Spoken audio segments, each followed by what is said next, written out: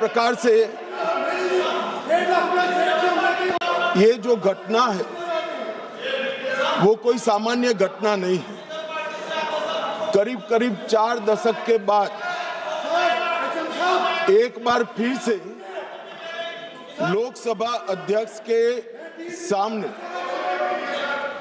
अविश्वास प्रस्ताव आया है और एक प्रकार से मैं ये भी कहना चाहता हूं कि संसदीय राजनीति और ये सदन दोनों के लिए ये अफसोसजनक घटना है, क्योंकि स्पीकर जो होते हैं वो किसी दल के नहीं होते, सदन के होते हैं और एक प्रकार से सदन के सभी सदस्यों के अधिकार के वो संरक्षक भी होते हैं। उनके सामने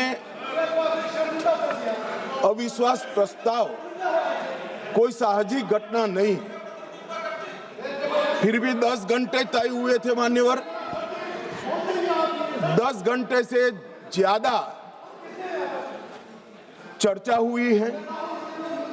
लगभग 13 घंटे तक सदन इस पर दोनों पक्ष विपक्ष दोनों की ओर से चर्चा की और 42 से ज्यादा सांसदों ने इसमें हिस्सा लिया है। मान्यवर, मैं पूरे सदन को बताना चाहता हूं कि स्पीकर की नियुक्ति जब हुई, अभी के विद्यमान स्पीकर साहब की जब नियुक्ति हुई, तब दोनों दलों के नेता ने एक साथ उनको आसन पर बिठाने का काम किया। इसका मतलब है स्पीकर को अपने दायित्वों के निर्वहन के लिए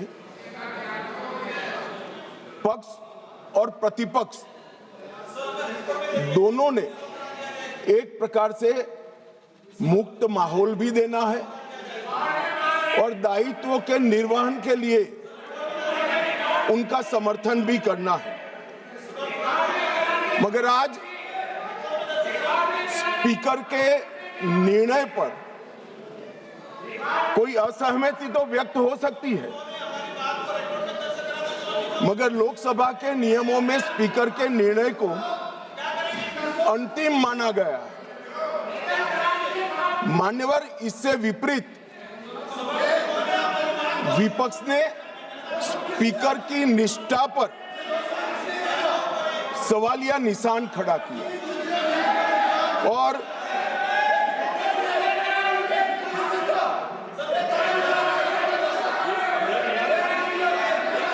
अगर आप रिकॉर्ड में आना चाहते हैं, रोड साहब, आप लोग रिकॉर्ड में आना चाहते हैं तो मैं अलाउ कर रहा हूं कि लिखित अपना भाषण कर दें तो रिकॉर्ड में आ जाएगा।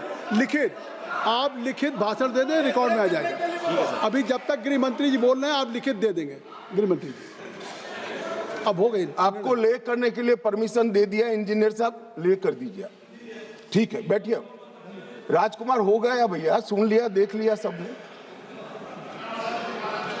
मान्यवर, ये लोकसभा भारत के लोकतंत्र की सबसे बड़ी पंचायत है और न केवल भारत, दुनिया भर में हमारी लोकतंत्र की एक साख बनी है, प्रतिष्ठा बनी है और पूरी दुनिया ये लोकतंत्र की प्रतिष्ठा को स्वीकार करती है। जब इस पंचायत के मुखिया पर, इसके अभिभावक पर, उसकी निष्ठा पर सवालिया निशान लगता है तो केवल देश में नहीं, पूरी दुनिया में हमारी लोकतांत्रिक प्रक्रिया पर सवाल खड़े होते हैं। इसलिए आमतौर पर कभी स्पीकर के सामने अविश्वास प्रस्ताव नहीं आता है। चैम्बर में जाकर उनसे बात हो सकती है।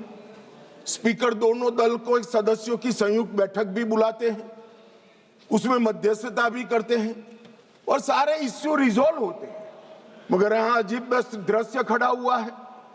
चैम्बर में जाते हैं तो स्पीकर साहब की सुरक्षा को चिंता और न हो इस प्रकार का माहौल खड़ा कर दिया जाता है। इससे शर्मनाक कोई चीज नहीं हो सकती।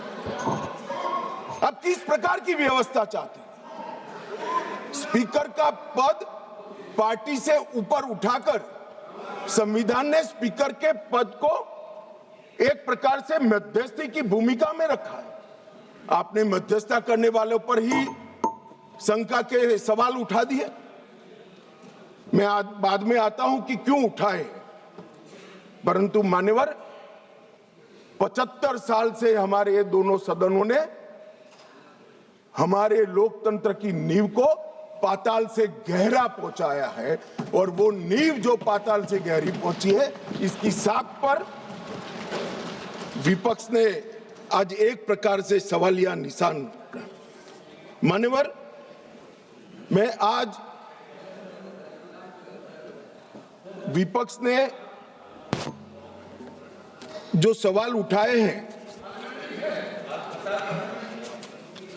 उस पर भी बाद में बात करूंगा, मगर मैं पहले कहना चाहता हूं, मान्यवर, हमारा जो स्पिरिट है और जो इस सदन का एक प्रकार से इतिहास भी है, सदन आपसी विश्वास से चलता है। पक्ष और विपक्ष दोनों के लिए सदन के स्पीकर जो होते हैं वो कस्टोडियन होते हैं, मगर उनको लोकसभा कैसे चलानी, इसीलिए इसी लोकसभा ने कुछ नियम बनाए।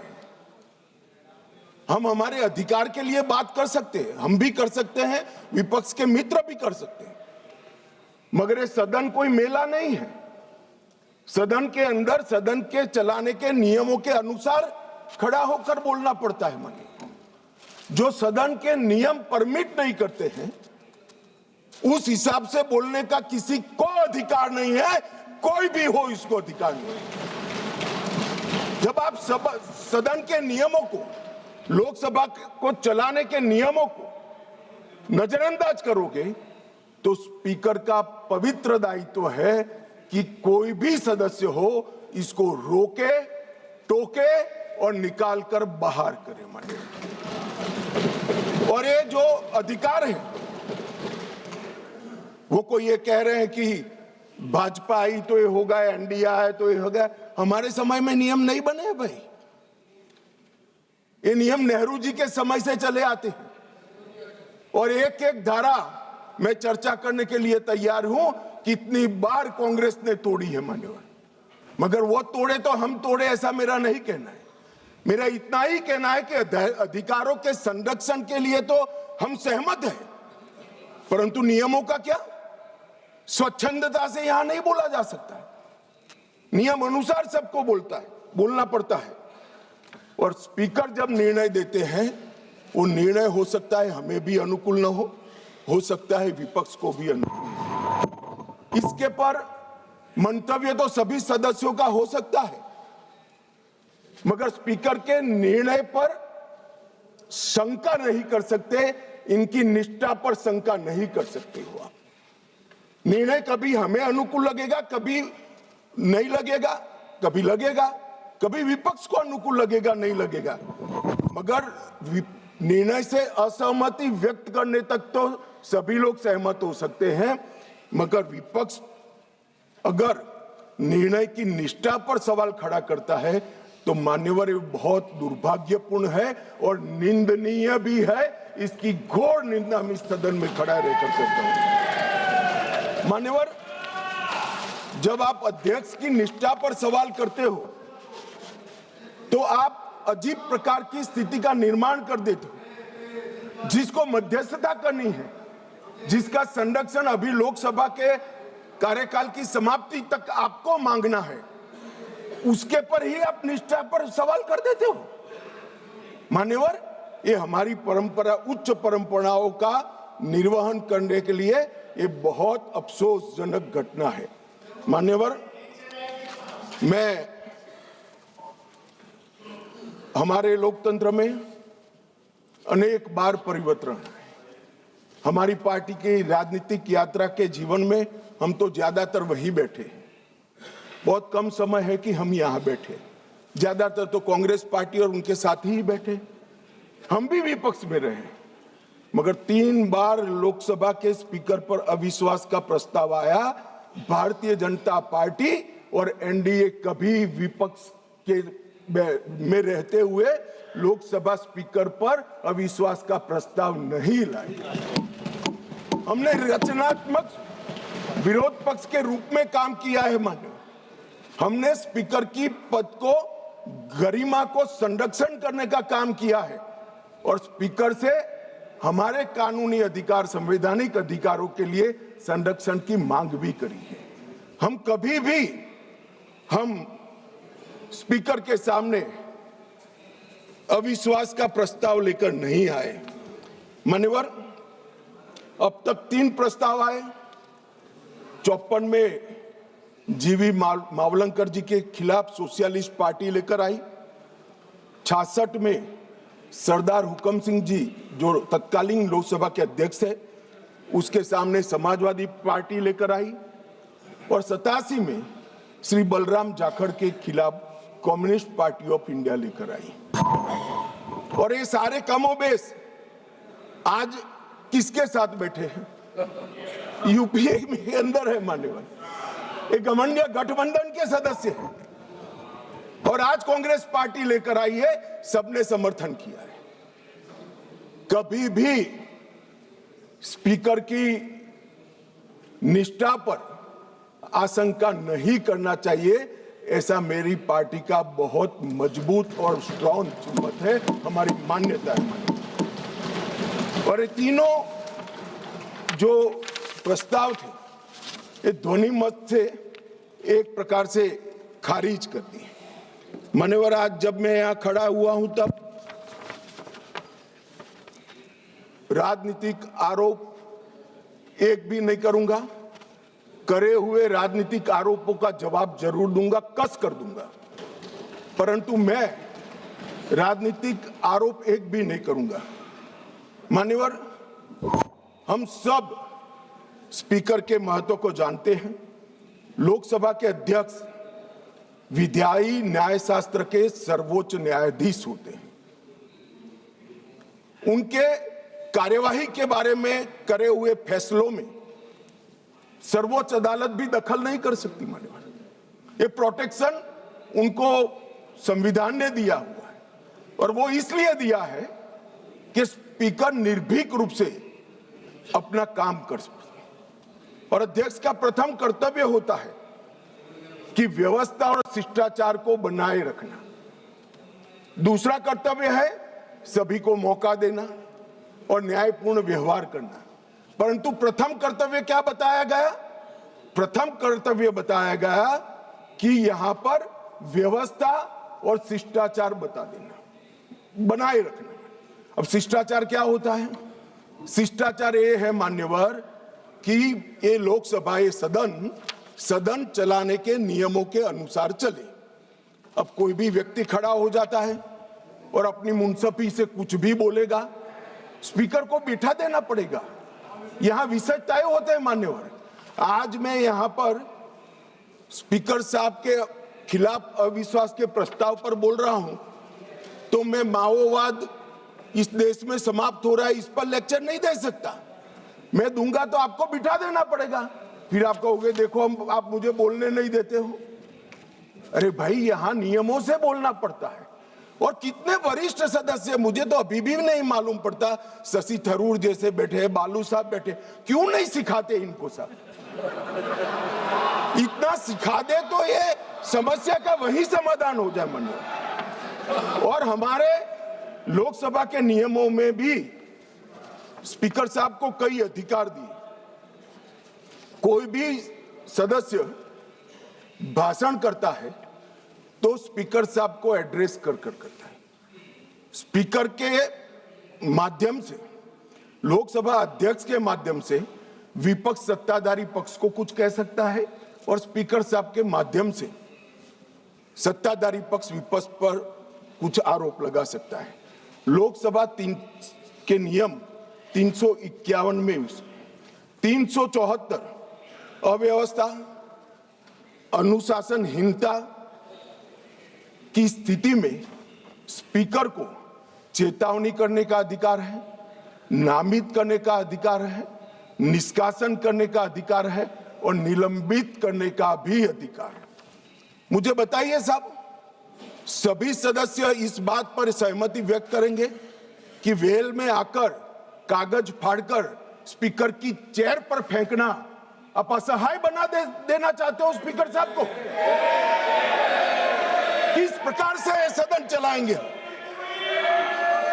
सदन किस प्रकार से चलाएंगे? टेबल पर नाचते हैं। मैं समझ रहा हूं साहब, किसी के एडवाइजर एक्टिविस्ट हो सकते हैं, किसी के एडवाइजर आंदोलनकारी हो सकते हैं, मगर आंदोलन और एक्टिविस्ट को सदन में सदन के नियमों के अनुसार ही चलना पड़ेगा, क्योंकि यहां पर नियम बनाए गए। नियम 375 के तहत गंभीर अव्यवस्था की स्थिति में सदन को स्थगित करना होता है। मान्यवर, आप किसी को बोलने ही नहीं दोगे। कितने भी बड़े महत्वपूर्ण मुद्दे हो, खड़े होकर आप विरोध करते रहोगे और प्रधानमंत्री जी की चेयर तक सारे महिला सांसद एकत्रित होकर आ जाएंगे। ये मैं नहीं मानता किसी भी प्रकार से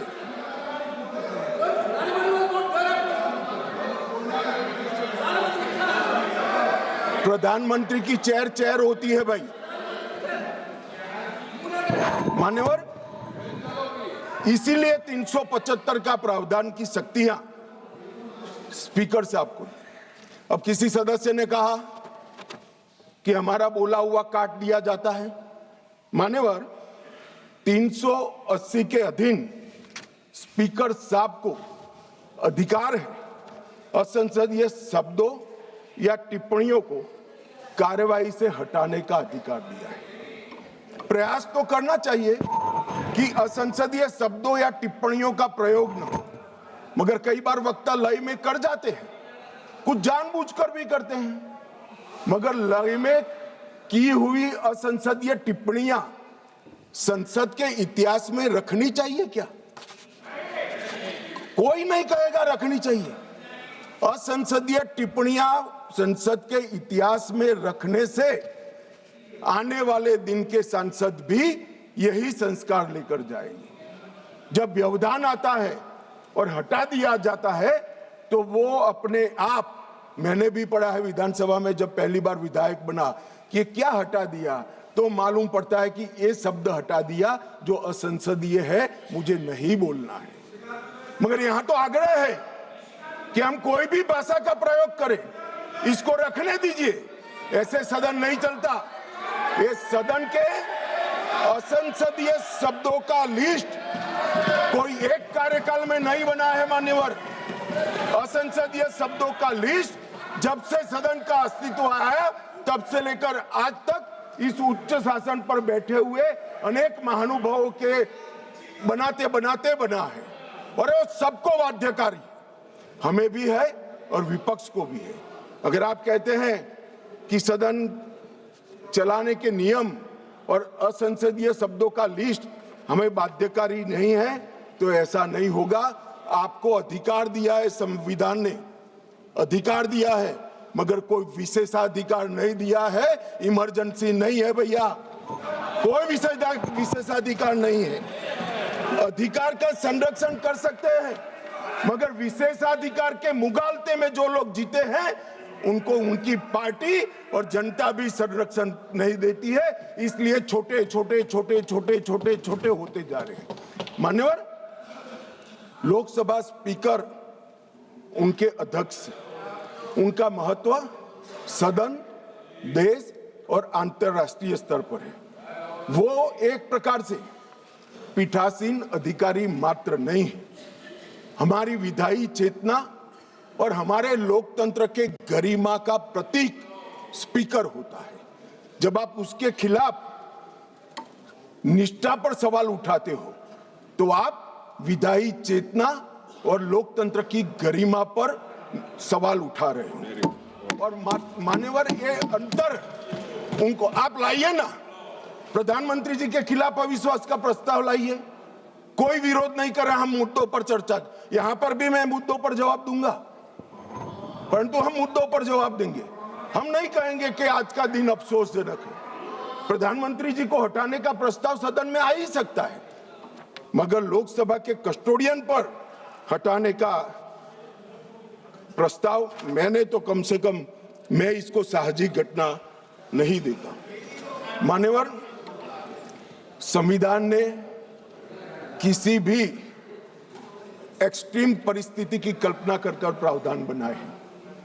ये कोट कर रहे हैं 94C के अंदर इफेक्टिव मेजॉरिटी से स्पीकर साहब को हटाया जा सकता है, मगर ऐसे तो युद्ध के समय में कई सारे अधिकार सरकार को प्राप्त होते हैं, आज उसका उपयोग नहीं कर सकते। ये असाधारण परिस्थितियों में स्पीकर को हटाने के लिए, लोकसभा हटाने के लिए किया गया प्रावधान है। ये रोजमर्रा की चीज नहीं है, इसका उपयोग रोज रोज नहीं करना चाहिए, कोई ऐसी घटना हो तब करना चाहिए। मान्यवर, अनुच्छेद 96 के तहत अध्यक्ष को हटाने का प्रस्ताव जब विचाराधीन हो तब संबंधित पीठासीन अधिकारियों अध्यक्ष की सदन की अध्यक्षता नहीं करेंगे। क्या हुआ, पहले 3 बार आया, मैंने कहा तीनों बार प्रस्ताव कांग्रेस पार्टी सत्ता में थी तब आए, हम नहीं लाए थे मगर आए। तीनों वक्त ये परंपरा रही कि जब स्पीकर की पर अविश्वास की प्रस्ताव की चर्चा होगी तब स्पीकर साहब इस स्थान पर आसन ग्रहण नहीं करेंगे, तीनों बार। मगर 14 दिन तक सबने अध्यक्षता करी। एकमात्र स्पीकर श्री ओम बिरला है जिन्होंने मॉरल ग्राउंड पर, जब से उन्होंने इसको नामित किया तब से नहीं, और ये हमें मॉरल ग्राउंड सिखा रहे हैं। बिरला साहब को मॉरल ग्राउंड मत सिखाइए। जब आपकी बारी थी, आपकी पार्टी से चुने हुए संसद सदस्य स्पीकर बने थे और आप पार्टी में थे, तब सब बैठे थे, बिरला साहब नहीं बैठे। मान्यवर, उनको मत देने का अधिकार नहीं है, तो वो तो बैठे ही नहीं है, तो मत कहां से देंगे। चर्चा में भाग लेने का अधिकार है, मगर वो बैठेंगे ही नहीं तो चर्चा में कहां। अब इससे उच्च मॉरल ग्राउंड कोई हो नहीं सकता। मान्यवर, इसकी प्रशंसा करने की जगह इसकी निंदा करें। मान्यवर, 94C के तहत अध्यक्ष को केवल असाधारण और गंभीर परिस्थितियों में हटाया जा सकता है, और वहां पर रूटीन प्रोसीजर नहीं रखी। 3 प्रकार की मेजॉरिटी होती है, सिंपल मेजॉरिटी, इफेक्टिव मेजॉरिटी और स्पेशल मेजॉरिटी जो 2/3 का है। सभी पद के लिए हमारे संविधान ने अलग अलग प्रावधान किए हैं। प्रधानमंत्री जी को हटाना है तो सादा बहुमत चाहिए, मगर स्पीकर को हटाना है तो इफेक्टिव मेजॉरिटी चाहिए। ये एक प्रकार से ये स्पीकर संविधान में लिखा है भाई, पढ़ लीजिए। मान्यवर, ये एक प्रकार से संरक्षण दिया गया, जैसे न्यायपालिका के। आप बैठ जाइए दादा, बैठ जाइए। मान्यवर, ये पद की गरिमा और निष्पक्षता बनाए रखने के लिए एक कार्यकाल तक की इनको एक प्रकार से सुरक्षा देने का काम हुआ है। मान्यवर, मैं अविश्वास प्रस्ताव के जो रखा गया है उस पर भी बात करना चाहता हूं। अनुच्छेद 94C के तहत और लोकसभा के चलने के नियम 200 के अनुसार संकल्प का नोटिस माननीय सदस्य श्री वेणुगोपाल जी और 119 सदस्यों ने दिया। अब शायद वो आधे अधूरे मन से ही लाए होंगे प्रस्ताव।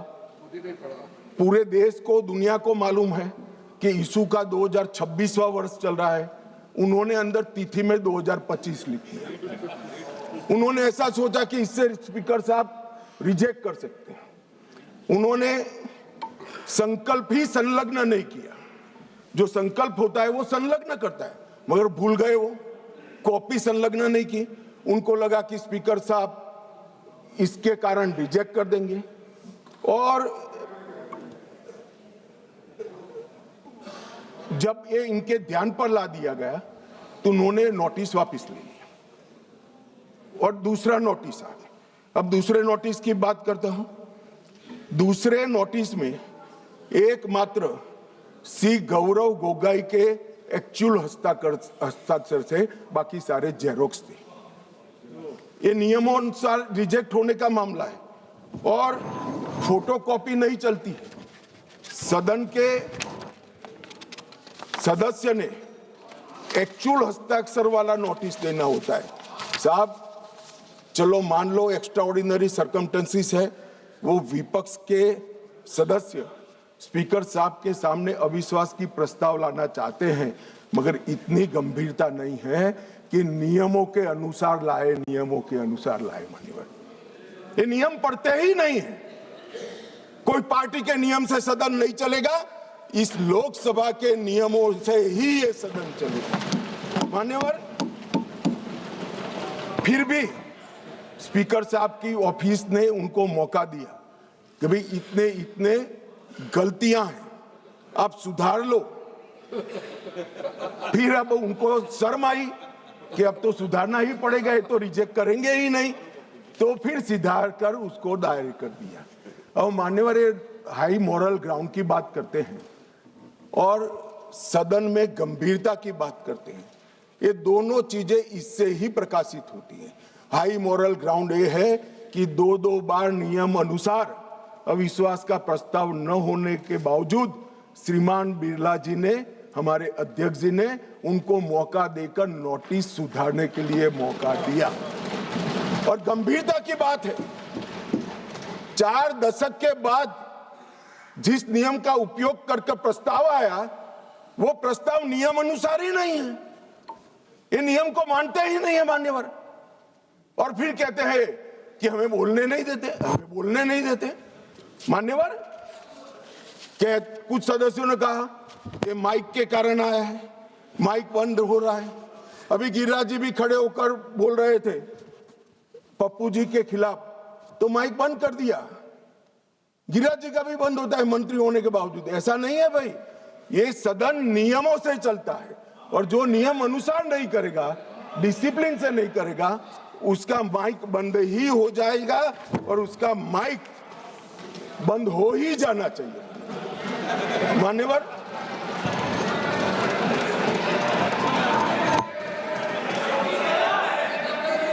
मान्यवर, उन्होंने नोटिस दिया, अंतराल के बाद सदन फिर से शुरू हुआ। 9 तारीख को 14 दिन समाप्त हो गए। अब वो प्रस्ताव किसका था? तो विपक्ष का था।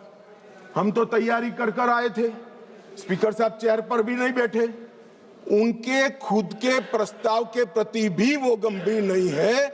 जिस दिन उनका लाया हुआ प्रस्ताव, जो 4 दशक के बाद रूल्स का उपयोग कर लाए थे, वो प्रस्ताव की चर्चा करने की जगह उन्होंने सदन को बिखेर देने का काम किया। इससे ज्यादा शर्मनाक घटना कोई नहीं हो सकती। आपके खुद के प्रस्ताव पर आप चर्चा नहीं करना चाहते हो और फिर कहोगे हमें बोलने नहीं देते। बिजनेस एडवाइजरी कमेटी ने सबकी सहमति से 9 तारीख मुकर्रर की थी मान्यवर, वो भी बैठे थे। हम सबको मालूम है बोलने के विषय बिजनेस एडवाइजरी कमेटी तय करती है, सदन का बिजनेस एडवाइजरी कमेटी करती।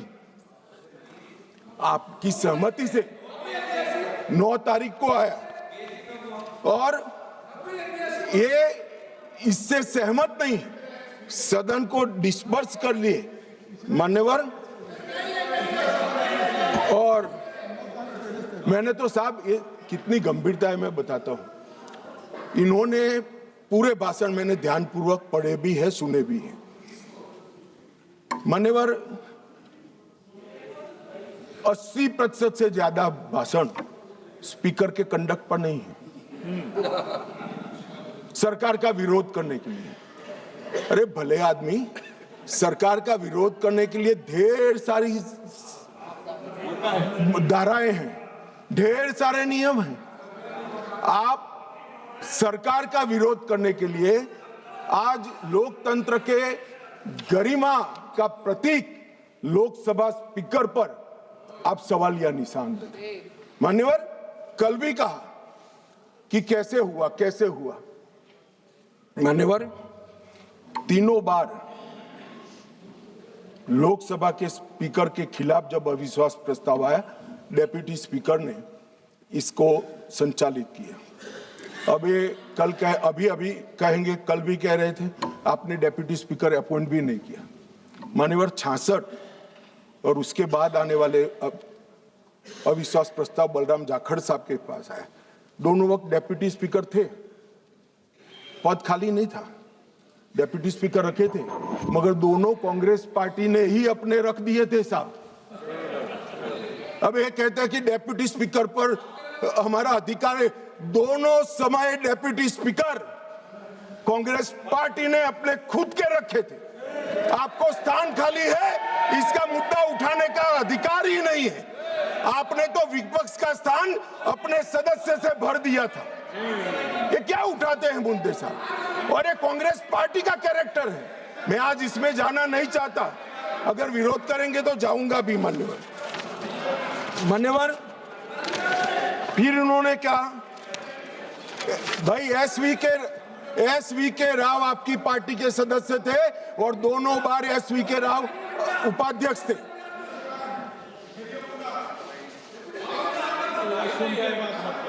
भैया 54, एक मिनट बैठ जाओ। 1954 उपाध्यक्ष श्री एम अनंतशयनम अयंगर कांग्रेस पार्टी के थे।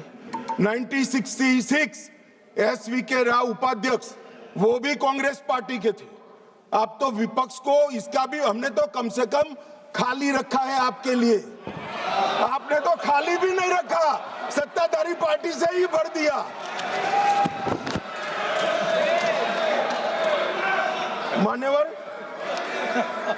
मान्यवर हमें परंपराएं सिखाते हैं। मान्यवर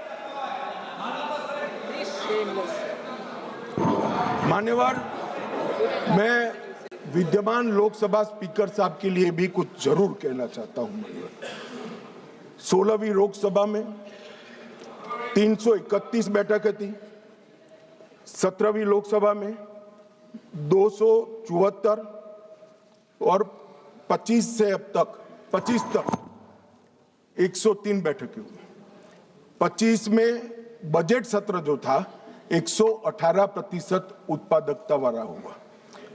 इंदिरा गांधी जी के समय से अब तक एवरेज उत्पादकता 16वीं लोकसभा की 91%, 17वीं की 91% और 18वीं की इतने डिस्टर्बेंस के बावजूद भी 91% रही है। मैक्सिमम स्पीकर साहब के कार्यकाल के अंदर एक हुआ है। शून्यकाल की अवधि को अध्यक्ष जी ने 5 घंटे तक पहुंचाया। साहब, मुझे भी विधायक सांसद रहते हुए 30 साल हुए, मैंने कभी नहीं देखा रात को 12 बजे तक सदस्यों को शून्यकाल उठाने का मौका हमारे स्पीकर, लोकसभा स्पीकर 202 सांसदों को मान्यवर प्रश्न उठाने का मौका मिला और 19 में जुलाई में 161 सांसदों को शून्यकाल उठाने का मौका दिया गया। मान्यवर, अब ये कहते हैं मौका नहीं मिलता है। मान्यवर, नई आवाजों को प्रोत्साहन करना भी स्पीकर का एक नैतिक दायित्व होता है। 19 में रिकॉर्ड 78 महिलाएं संसद में चुनकर आई। सभी महिला सांसदों को बोलने का अधिकार हरेक को 78 की 78 महिला सांसदों को बोलने का अधिकार हमारे स्पीकर साहब ने दिया है। बिरला जी के आग्रह से सदन के अंदर क्षेत्रीय भाषाओं का उपयोग भी बढ़ा और लगभग 14 भाषाओं में भाषण यहां पर करा गया। मान्यवर, ये बहुत बड़ी बात। सदस्य अपनी भाषा में बात कर सकता है और पहली बार अनुवाद की पैनल पूरी हुई है मान्यवर, और ये बहुत बड़ी बात है। डिजिटल संसद 2.0 लगभग 8000 घंटे का ऑडियो विजुअल रिकॉर्डिंग डिजिटल कर दिया गया है। आज युवाओं को संसद की भाषण और चर्चाएं सुननी है तो वो डिजिटली मान्यवर उपलब्ध है। राष्ट्रीय ई विधान एप्लीकेशन पूरी लोकसभा को पेपरलेस करने की दिशा में हम आगे बढ़ चुके हैं। और मान्यवर, राष्ट्रमंडल अध्यक्षों के पीठासीन अधिकारियों का 28वां जो सम्मेलन हुआ, इसमें बिरला साहब के भाषण को उपस्थित सभी संसद के स्पीकर्स ने इसकी भूरी प्रशंसा कर संसद की बढ़ा है। बिरला साहब ने ही बिल पर प्री सेशन ब्रीफिंग करने का अवसर सांसदों को दिया और सबसे बड़ी बात, अंग्रेजों के समय में बनी हुई संसद से हम भारत की आजादी के बाद बनी हुई संसद में भी बिरला साहब को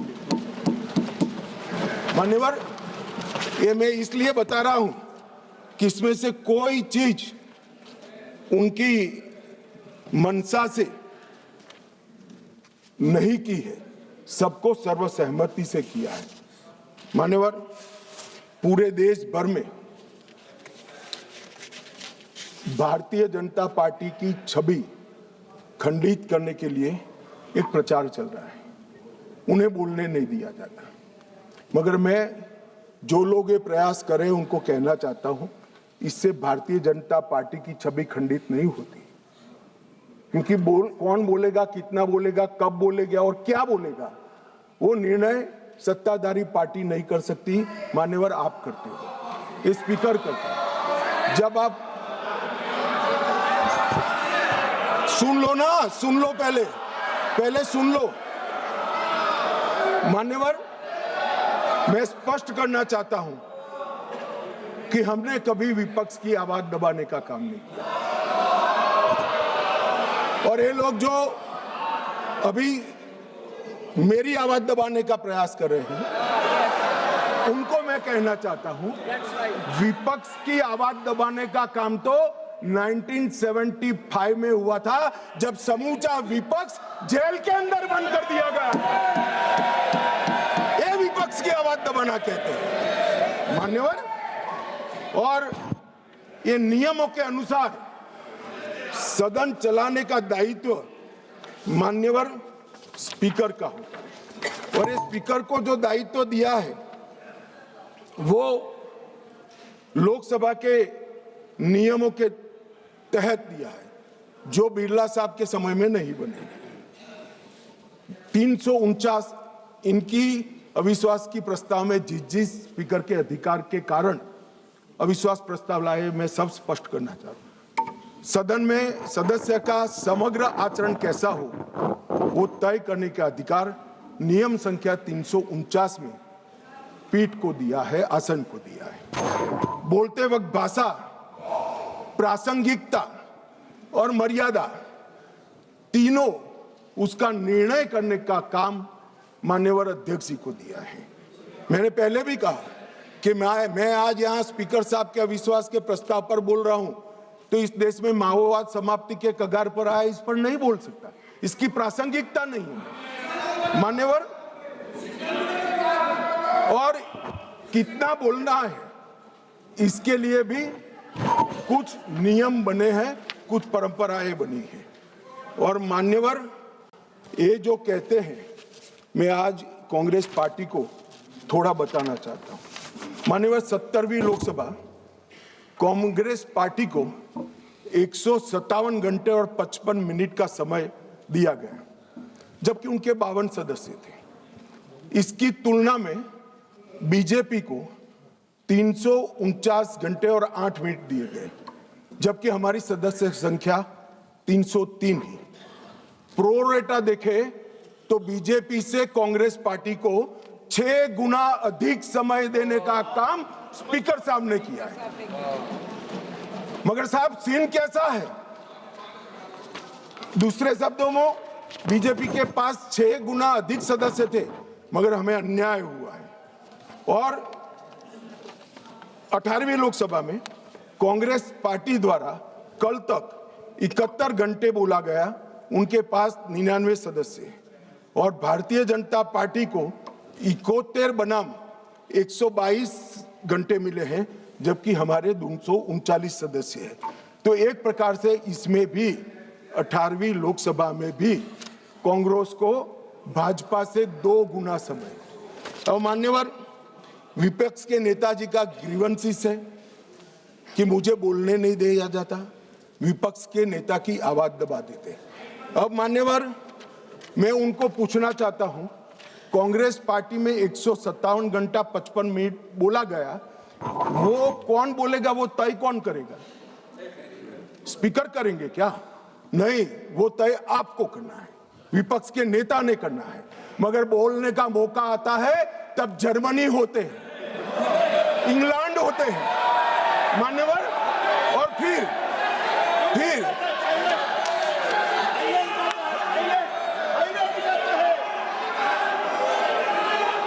मान्यवर फिर कंप्लेन करते हैं।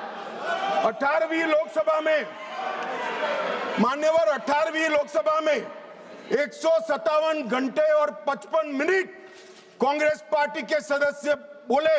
मैं आपके माध्यम से विपक्ष के नेता को पूछना चाहता हूं, आप कितना बोले? क्यों नहीं बोले? कौन से स्पीकर ने रोका था आपको? कोई नहीं रोक सकता। एक गलत प्रचार किया जा सकता है, किया जा रहा है लोकसभा को बदनाम करने के लिए। मान्यवर, 18वीं लोकसभा में, इस लोकसभा में जो सदन अभी अस्तित्व में है, 71 घंटा दिया गया आपको। कितना बोले भाई? और क्यों नहीं बोले? वो तो आपका अधिकार है, कौन बोलेगा? अरे वो छोड़िए साहब, विपक्ष के नेता की पार्टी लोकसभा स्पीकर पर अविश्वास का प्रस्ताव लेकर आई है, उस पर भी विपक्ष के नेता कुछ नहीं बोलते हैं। तो भैया क्यों लाए हो प्रस्ताव? मान्यवर, ये बोलने नहीं देते हैं, वो ठीक नहीं। वो बोलना नहीं चाहते हैं, और बोलना चाहते हैं तो नियम अनुसार बोलना नहीं आता है। ये कोई सभा नहीं है, यहां पर हर सदस्य ने लोकसभा के नियमों के अनुसार बोलना है। अब उन्होंने कहा, कल माननीय सदस्य वेणुगोपाल जी ने मुद्दा उठाया, 40 बार या 38 बार जो बोले, मुझे फिगर याद नहीं है, विपक्ष के नेता को टोका गया, रोका गया। भाई, स्पीकर के द्वारा एक बार टोकने के बाद दूसरी बार आप वही बात करोगे तो स्पीकर के पास क्या विकल्प रहता है? जब यहां से श्री राजनाथ सिंह जी ने कह दिया कि अप्रकाशित पुस्तक है, आप मैगजीन को कोट नहीं कर सकते, और मैगजीन भी वो जिसकी छवि उनके पार्टी के मैगजीन की हो। मान्यवर, इसको कोट कर लोकसभा में बोलने का किसी को अधिकार नहीं है। मगर आप उसी विषय पर बोलोगे तो आपको टोकना पड़ेगा।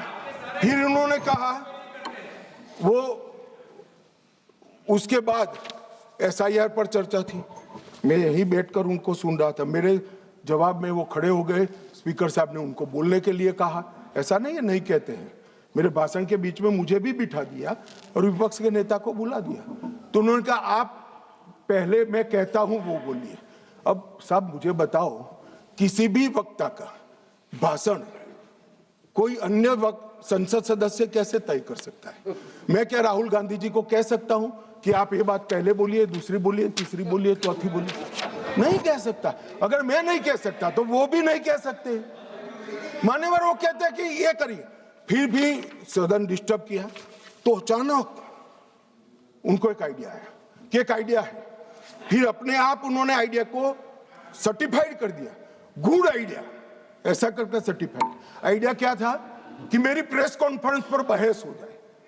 भाई ये साख मार्केट नहीं है, लोकसभा है। यहां बहस के विषय तय होते हैं और आपके परनाना से लेकर आपकी दादी जी से लेकर आपके पिताजी तक बड़े बड़े नेता थे भारत के, किसी की प्रेस कॉन्फ्रेंस पर लोकसभा ने बहस नहीं करी है मान्यवर। और अगर ये अपेक्षा करते हैं कि इनकी महान प्रेस कॉन्फ्रेंस पर जिसकी बुनियाद झूठ थी उस पर सदन बहस करे, तो इस सदन का स्तर न गिरने देकर श्री ओम बिरला जी ने सदन पर उपकार किया है।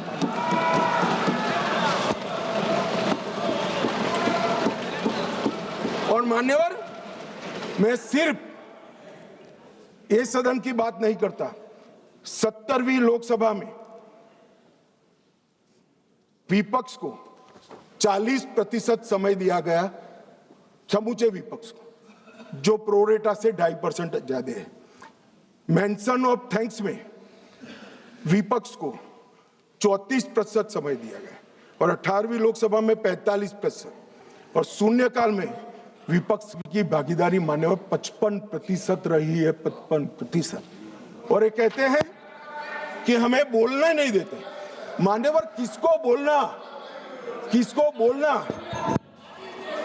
किसको बोलना वो अधिकार उस दल के नेता का है। जब आप स्वयं बोलना नहीं चाहते हैं, कोई आपको कैसे बुला सकता है? आप स्वयं बोल, इतने घंटों में आप जब भी चाहे बोल सकते थे, मगर भाई बोलना तो ये अविश्वास प्रस्ताव आने के बाद भी नियम अनुसार ही बोलना पड़ेगा। और अगर नियम की समझ नहीं है तो 2 सीनियर सांसदों से किसी को भी समझना पड़ेगा मान्यवर। इसके अलावे किसी को नियम तोड़कर बोलने की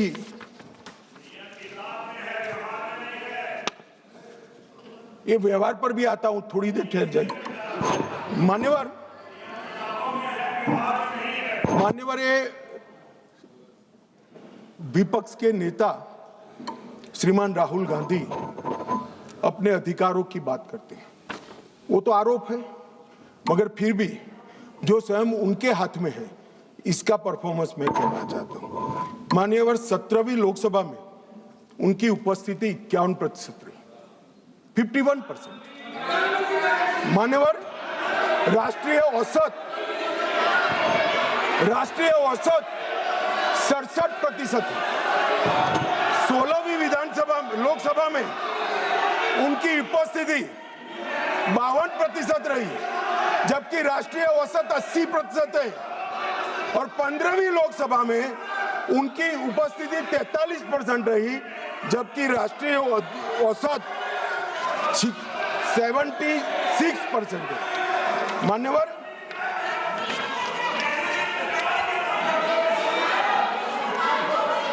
ये तो सब ऑन रिकॉर्ड है ना मान्यवर। ये मुझे बोलने नहीं देते, देखिए देखो साहब, ये मुझे बोलने नहीं देते जब तक यील्ड नहीं करेंगे आप लोग। नहीं, देखिए केसी वेणुगोपाल जी, गृह मंत्री जी जो कह रहे हैं अटेंडेंस पे, वो सब मेंबर्स का रिकॉर्ड पे है। वो अगर उसमें कोई गलत हो, अगर कोई गलत बात कही हो कि नहीं इनका अटेंडेंस ज़्यादा है, एवरेज से ज़्यादा है, तो वो बात आप खड़ा करिए, उस बात पे आप कहिए क्या कहना चाहते हैं।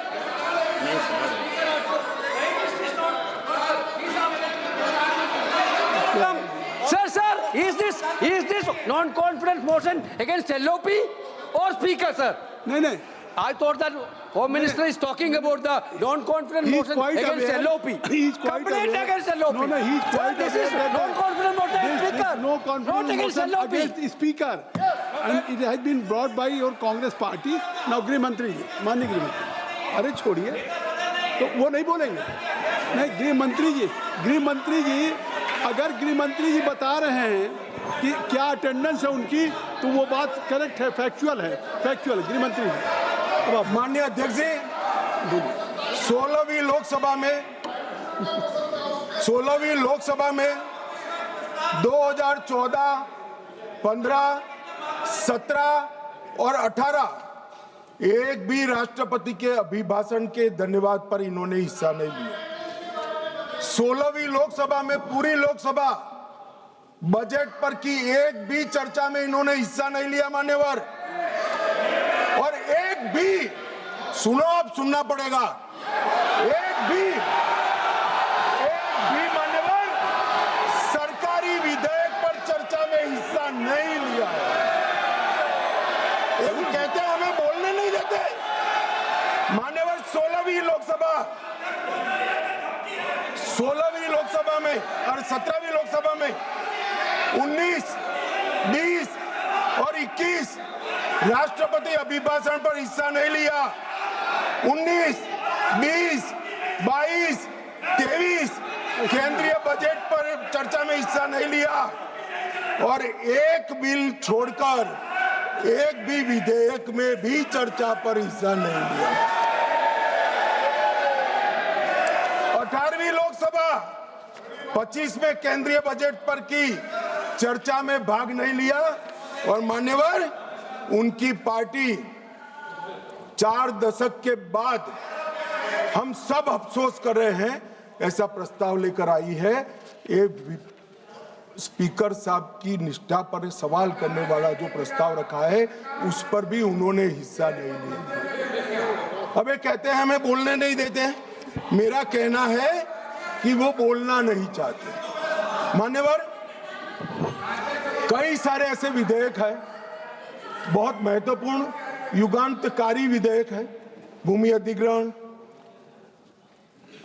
हिस्सा नहीं, संविधान का 122वां संशोधन हिस्सा नहीं, आधार प्रणाली हिस्सा नहीं, मुस्लिम महिला तलाक विधेयक हिस्सा नहीं, जम्मू कश्मीर पुनर्गठन विधेयक हिस्सा नहीं, 370 को रद्द करना हिस्सा नहीं, नागरिकता संशोधन सीएए हिस्सा नहीं, महामारी रोग संशोधन विधेयक हिस्सा नहीं, पूरा शीतकालीन सत्र अनुपस्थित रहे, भारतीय न्याय संहिताओं के 3 युगांतकारी कार्यक्रम आए, बिल आए, हिस्सा नहीं, इनकम टैक्स सुधार का बिल आया, हिस्सा नहीं, वित्त विधेयक 24 हिस्सा नहीं। और मान्यवर, वक्फ संशोधन बिल हिस्सा नहीं, वंदे मातरम 150 साल की चर्चा हिस्सा नहीं, और कैप्टन शुभांशु शुक्ला पर अभिनंदन प्रस्ताव में भी हिस्सा नहीं। मान्यवर, ये बोलना नहीं चाहते।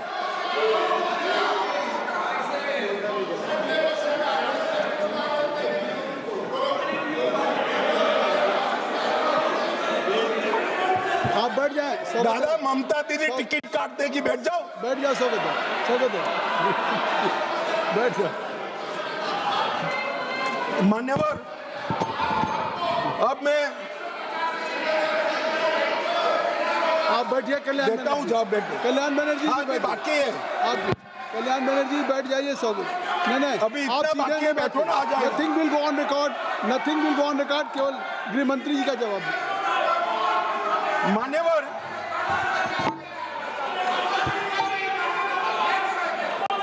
आप गृह मंत्री जी जवाब दें।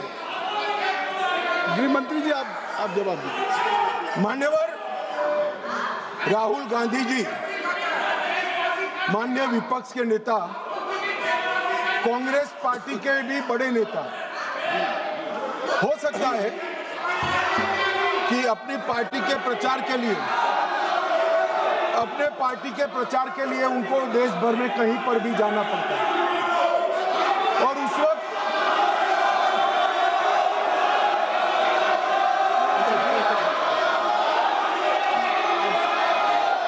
कृपया आप लोग बैठ जाएं। कृपया आप लोग बैठ जाएं। अभी माननीय गृह मंत्री जी का चल रहा है। कल्याण बनर्जी जी, आप लोग बैठ जाएं। धर्मेंद्र जी बैठ जाइए। आप बैठ जाएं, कृपया बैठ जाएं। आपके नेता बैठे हुए हैं। आप भी मैडम सैलजा बैठ जाइए। सब लोग बैठ जाइए ना। चन्नी साहब आप बैठ जाइए। आप सब लोग बैठ जाइए। सब लोग बैठ जाइए। महुआ मोहित्रा जी बैठिए। बैठिए। कल्याण बैठिए। नहीं, आप बैठ जाइए।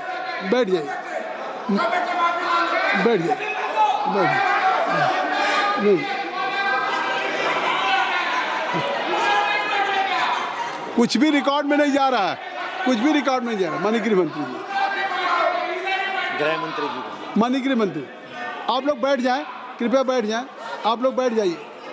अमर जी बैठ जाइए, जयप्रकाश जी बैठ जाइए, कृपया आप सब लोग बैठ जाइए। ज्योति बैठो। Jyoti, kindly take your seat.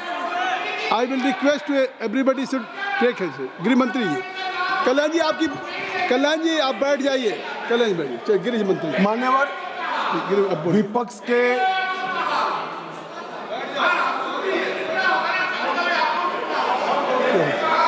मान्यवर विपक्ष के नेता राहुल गांधी जी कांग्रेस पार्टी के भी बड़े नेता हैं। कई बार सार्वजनिक जीवन में ऑब्जर्व किया जाता है, लोकसभा चलती हो और पार्टी के बड़े कार्यक्रम लगते हैं, चुनाव लगता है और वरिष्ठ नेताओं को, जनता को अपनी पार्टी के विचार बताने के लिए, अपने प्रचार के लिए जाना पड़ता है। बहुत स्वाभाविक घटना है। सिर्फ राहुल जी के साथ नहीं हुआ, अनेक नेताओं के पास। मगर इसमें रसप्रद ये है कि यहां नहीं थे तो कहां थे? मान्यवर, शीतकालीन सत्र 2025 वो जर्मनी की यात्रा पर थे। बजट सत्र 25 वियतनाम की यात्रा पर थे। बजट सत्र 23 इंग्लैंड की यात्रा पर थे। बजट सत्र 18 सिंगापुर और मलेशिया की यात्रा पर थे।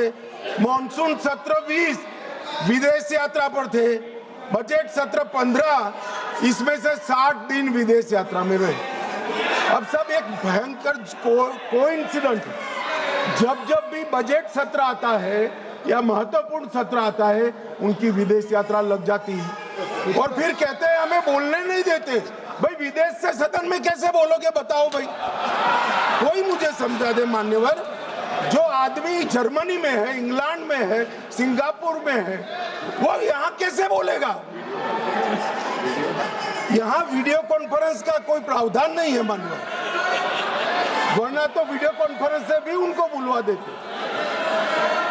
और मान्यवर, आज जब विपक्ष स्पीकर साहब के कंडक्ट पर सवाल खड़ा कर रहा है, कंडक्ट सिर्फ स्पीकर का नहीं देखा जाता। ये सदन पक्ष, प्रतिपक्ष और स्पीकर और माननीय राष्ट्रपति महोदया, ये सब मिलकर सदन बनता है।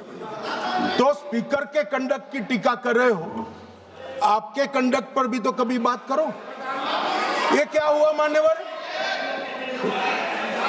यहां पर ट्रेजरी बेंच पर प्रधानमंत्री बैठे हैं, दौड़ के आकर गले लग जाना, ऐसा कभी नहीं हुआ मान्यवर। कभी ऐसा नहीं हुआ कि सत्ताधारी पक्ष के सदस्यों के सामने फ्लाइंग किस करोगे। कभी ऐसा नहीं हुआ सदन में आंख मटकाओगे मान्यवर। मुझे तो बोलने में भी सारा संकोच हो रहा है मान्यवर। ये कंडक्ट जो है वो स्पीकर साहब के कंडक्ट पर सवाल उठा रहे हैं। मैं इनको पूछना चाहता हूं। एक मिनट माननीय गृह मंत्री जी, माननीय गृह मंत्री जी, एक मिनट। अगर सभी माननीय सदस्यों की सहमति हो तो सभा की कार्रवाई जब तक गृह मंत्री जी की स्पीच चल रही है समय बढ़ा दिया जाए। मान्यवर, किसी भी के सामने हम एक उंगली दिखाते हैं तो 4 उंगलियां अपने सामने उठती है। ये जब लोकसभा स्पीकर के कंडक्ट पर सवाल करते हैं, समूचे विपक्ष को मैं कहना चाहता हूं मान्यवर, किस तरह से एक कंडक्ट की बात कर रहे हैं जब उनके सर्वोच्च नेता ही आंख मारते हैं, आकर प्रधानमंत्री के गले लिपट जाते हैं, फ्लाइंग किस करते हैं मान्यवर। ये बताता है कि वो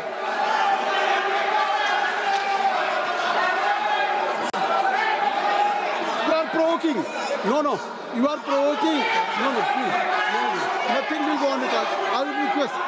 Why? You are provoking. Bangla Moitra is provoking. Kindly, please.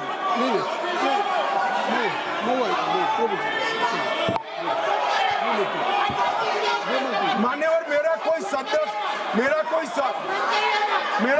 शब्द संसद प्रणालिका के अनुकूल नहीं है तो इसको आप हटा सकते हैं।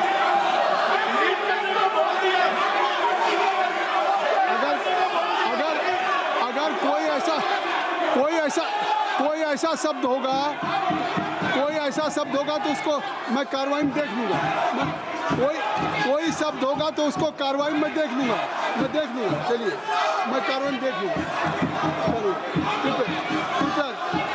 मैं देख लूंगा। माननीय गृह मंत्री जी, माननीय गृह मंत्री जी,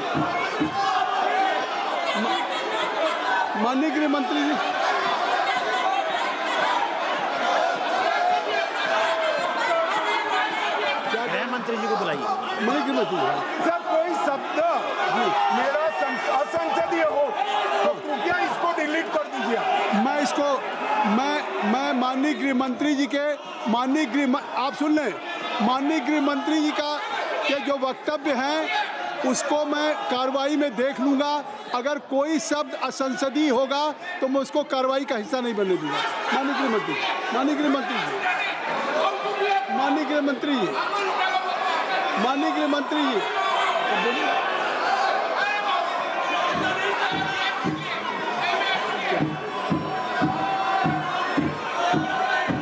मैंने एक ruling they the Jyoti, I have already given A ruling.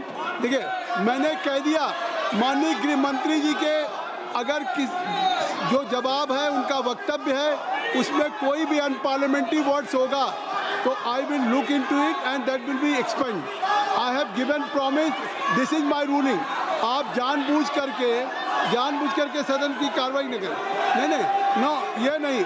आप सुनने का धैर्य रखिए।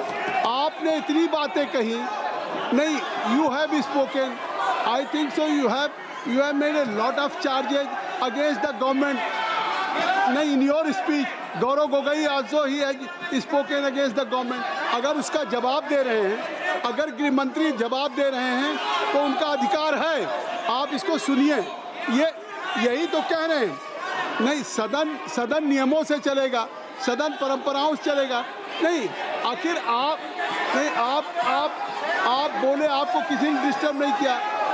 गौरव जी मेरी रिक्वेस्ट सुन लें, आप ज्योति चलो, मैं कह रहा हूँ, आप कृपया चलें।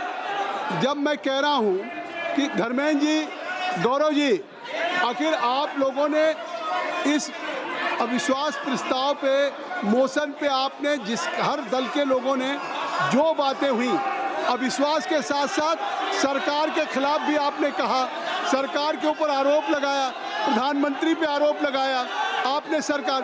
तो अगर अब गृह मंत्री जी सरकार की तरफ से जवाब दे रहे हैं तो उनको पूरा अवसर है, क्योंकि आपने अगर आरोप लगाए हैं, आपने कंडक्ट से हट करके केवल स्पीकर के उस टेक्स्ट तक नहीं थे। Jyoti madam, Jyoti, your most of the speaker they have level charges against. और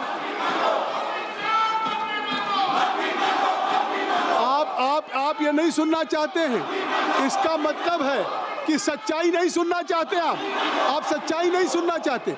अगर गृह मंत्री जी जो कह रहे हैं फैक्चुअल कह रहे हैं, अगर उनकी अटेंडेंस की बात हो या और सारी बातें, कितना पार्टिसिपेट किया है, हर आदमी को अधिकार है। अगर मेंबर ऑफ पार्लियामेंट एलओपी हो चाहे रूलिंग पार्टी का कोई हो, ये देश की जनता को अगर अधिकार है पूरा जानने का कि इन्होंने कितना डिबेट में भाग लिया। तो इसलिए आप गृह मंत्री का जवाब सुनिए। आपने चार्जेस लगाए, नहीं, आप ये क्या बात, ये कौन सी बात, किस बात पे कोई सवाल नहीं। माननीय गृह मंत्री जी, माननीय गृह मंत्री जी,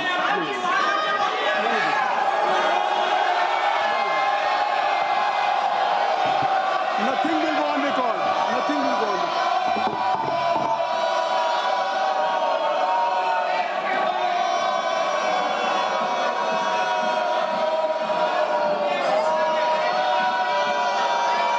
मान्यवर,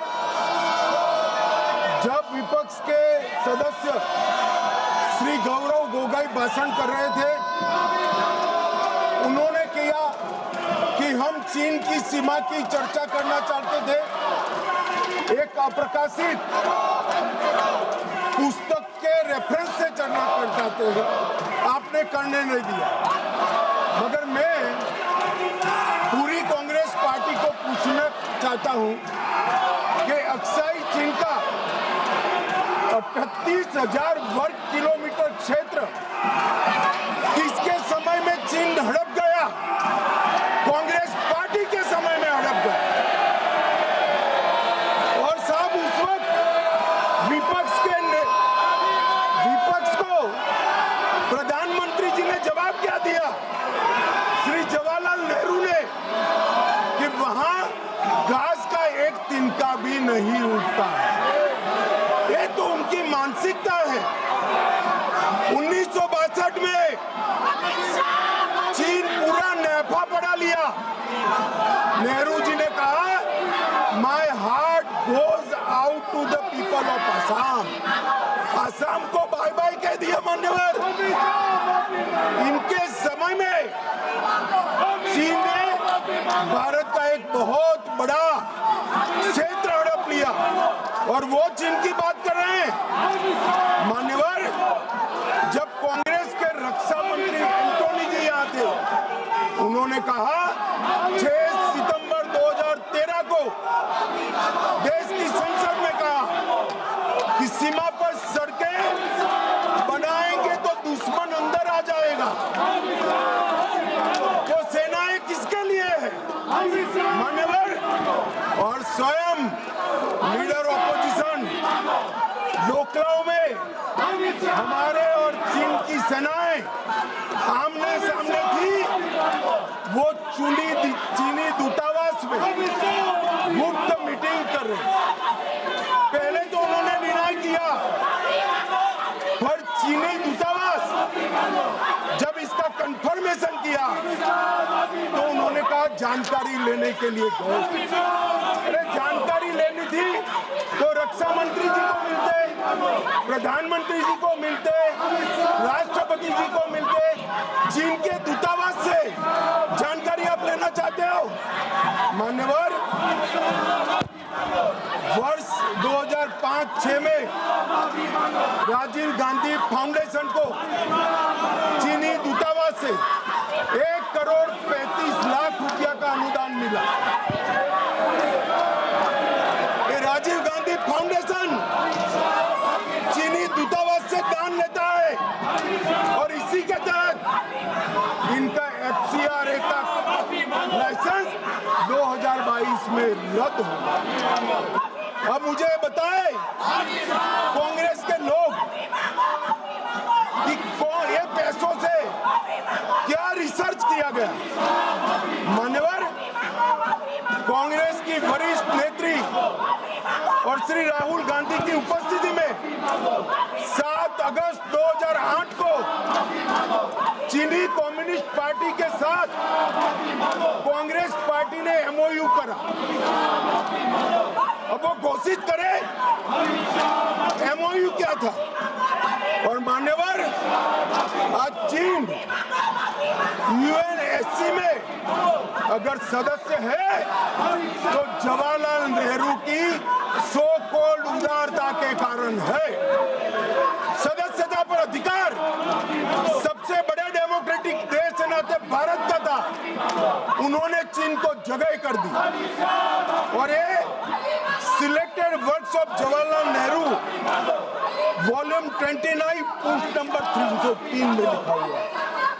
मान्यवर, मैं आज यहाँ कहने आया हूँ, इन्होंने कहा कि अमेरिका के डील में भारत के किसानों का नुकसान हुआ है। मैं स्पष्टता करना चाहता हूँ, भारत के किसानों का कोई नुकसान एक भी डील के अंदर नहीं हुआ। ये सर्वदा झूठ फैलाया जाता है। भारत के किसानों का नुकसान तो WTO में 2013 में आपने किया था। अंतरिम पीस क्लॉज को स्वीकार कर लिया, जिसको हमारी आज की वित्त मंत्री जब व्यापार मंत्री थी तब इसको वो असहमति व्यक्त कर आई, इसलिए आज हमारे किसान बचे हुए। अभी मान्यवर यहाँ पर AI समिट हुआ। 80 देशों के AI के एक्सपर्ट और बड़ी बड़ी कंपनियां आई। 20 से ज्यादा देशों के राष्ट्राध्यक्ष आई और कांग्रेस अपनी परंपरा के तहत कपड़े उतारकर वहां पर प्रदर्शन कर रही है और कहते हैं कि प्रदर्शन का अधिकार है। दिल्ली में प्रदर्शन के लिए जंतर मंतर का स्थान तय किया गया और ये जंतर मंतर का स्थान प्रदर्शन करने का स्थान। अब जहां 22 राज्यों के अध्यक्ष बैठे, राष्ट्राध्यक्ष बैठे, वहां जाकर भारत की शान बिगाड़ने का काम। मान्यवर, भाजपा का विरोध करते करते करते ये भारत का विरोध करने लगे और ये जो प्रस्ताव है लोकसभा के स्पीकर के सामने, वो भी इसलिए लाए हैं कि कहीं से भी चुनाव में इनको सफलता नहीं मिली। चुनाव आयोग पर सब शंका उठाना, सुप्रीम कोर्ट पर शंका उठाना, न्यायपालिका पर शंका उठाना, एजेंसियों पर शंका उठाना और स्पीकर की चेयर पर भी शंका था। एक टोटल नकारात्मक मोड में कांग्रेस आ गई है मन में और इसलिए इस सदन बहुमत के साथ एक बढ़ता दिखाई पड़ता है कि इस प्रस्ताव को बहुमत के साथ खारिज कर दिया जाए।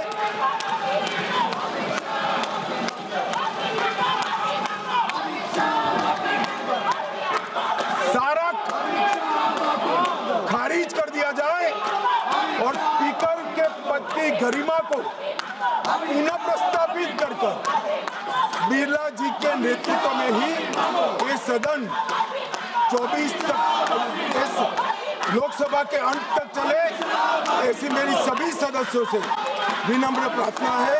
धन्यवाद।